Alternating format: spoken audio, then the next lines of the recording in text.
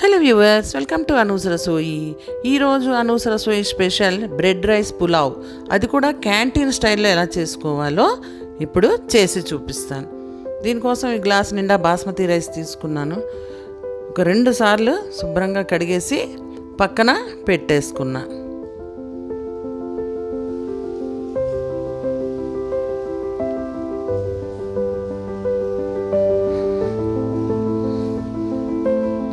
చాలా రుచికరమైనగా మనం ఇంట్లోనే చేసుకోవచ్చండి.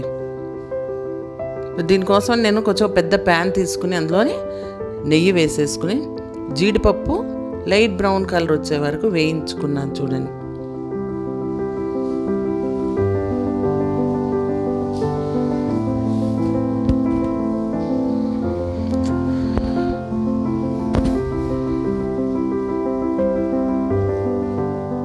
వేగిపోయాక ఒక చిన్న బౌల్లోకి తీసి పక్కన పెట్టేసుకోవాలి.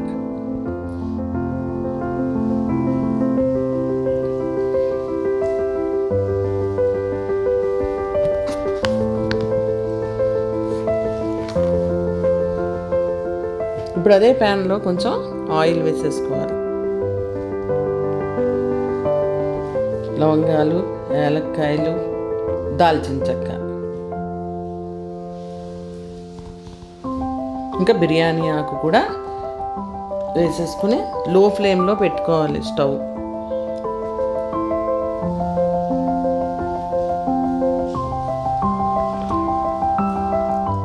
మనం ఇవన్నీ స్టార్ట్ చేసే ముందే కొన్ని కూరగాయలు కట్ చేసి పెట్టుకున్నాం కదండి.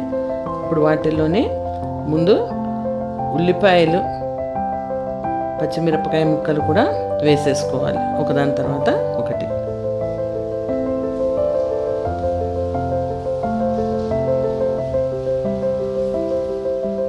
అవి కొంచెం వేగాక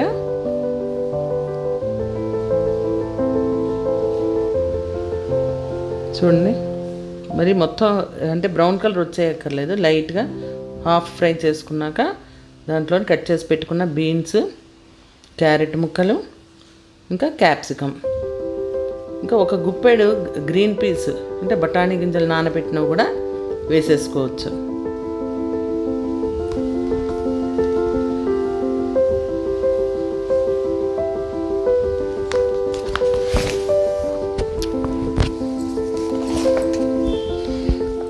అల్లం వెల్లుల్లి పేస్ట్ ఎలాగో రెడీ చేసుకుంటాం మనం, అది కూడా వేసేసుకుని బాగా కలిపేసుకోవాలి.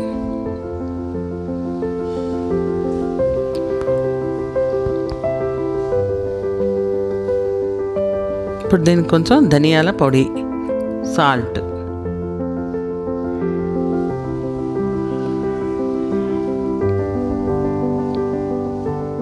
మూత పెట్టేసుకున్నాక ఒక 10 మినిట్స్ తర్వాత మూత తీసి చూస్తే చూడండి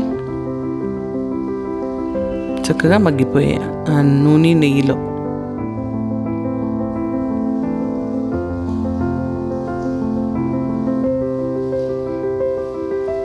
మరీ ఎక్కువ మసాలా కాకుండా బాగుంటుంది. బియ్యం కడిగి పెట్టుకున్న బియ్యం కూడా అందులో వేసేసుకుని ఆ కూరగాయ ముక్కలు, రైసు కలిసేలాగా ఓ మాట కలిపేసుకోవాలి.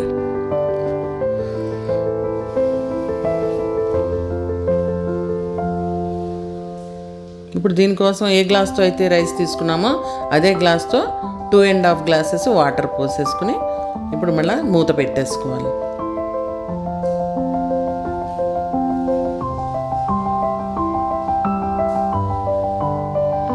చూడండి, 10 మినిట్స్ తర్వాత తొందరగా ఉడికిపోతుంది. ఇది చక్కగా విడివిడిగా పొడి పొడిగా వచ్చేసింది.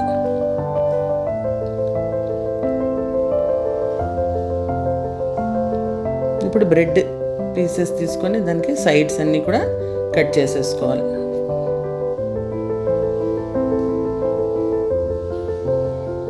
ఆ మిగిలిన బ్రెడ్ని పీసెస్ చేసేసుకుంటున్నాం. చూడండి, ఈలోపు పక్కన ఆయిల్ వేడి చేసి పెట్టుకున్నాం. అందులో కట్ చేసుకున్న బ్రెడ్ పీసెస్ అన్నీ వేసేసుకుని బ్రౌన్ కలర్ వచ్చే వరకు వేయించేసుకోవాలి. మీడియం ఫ్లేమ్లోనే పెట్టుకోవాలి.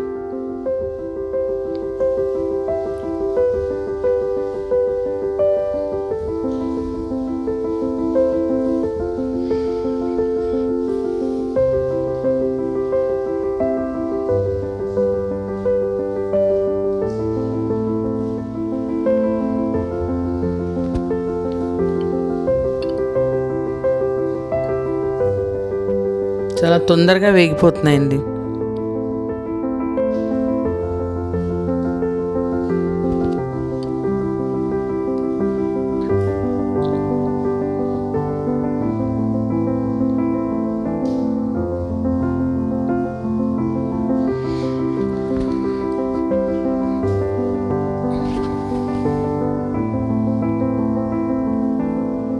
గోల్డెన్ బ్రౌన్ కలర్ వచ్చేసాయి చూడండి.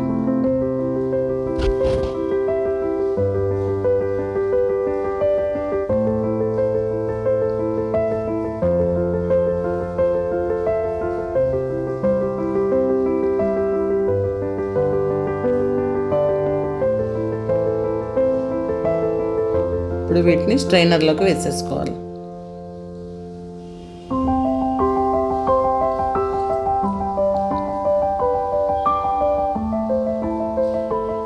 ఏమైనా ఎక్స్ట్రా ఆయిల్ ఉంటే మొత్తం కిందకి ప్లేట్లోకి వచ్చేస్తుంది.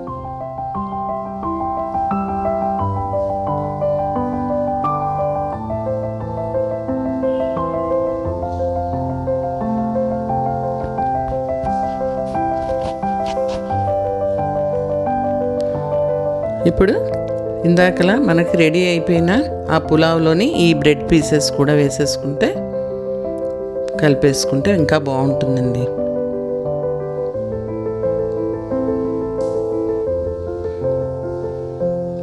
రెడీ అయిపోయిందండి సర్వ్ చేయడానికి. మీకు కనుక ఈ రెసిపీ నచ్చినట్టయితే తప్పకుండా లైక్ చేయండి, షేర్ చేయండి, కామెంట్ చేయండి. ఈలోపు ఇందాక వేయించుకున్న జీడిపప్పు కొత్తిమీరతో గార్నిష్ చేసేసుకున్నాం చూడండి. కొత్తగా చూస్తున్న వాళ్ళు తప్పకుండా సబ్స్క్రైబ్ చేయండి. ఇంకా మంచి మంచి రెసిపీస్తో మీ ముందుంటానండి. అంతవరకు బాయ్ అండి.